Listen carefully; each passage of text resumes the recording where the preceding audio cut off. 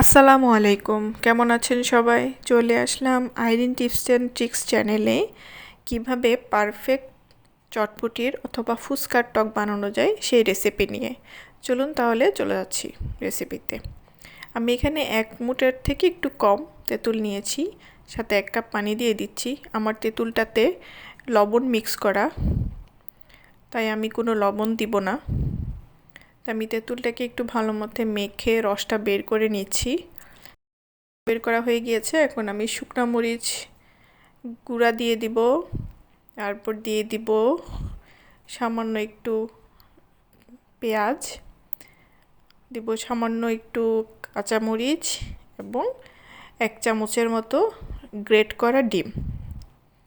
আমি এখানে লবণ দিইনি, কারণ আমি এখানে যে চটপটির মশলাটা ইউজ করব সেটাতেও লবণ দেওয়া এবং আমার তেঁতুলেও লবণ দেওয়া, সেজন্য আমি কোনো লবণ ইউজ করব না।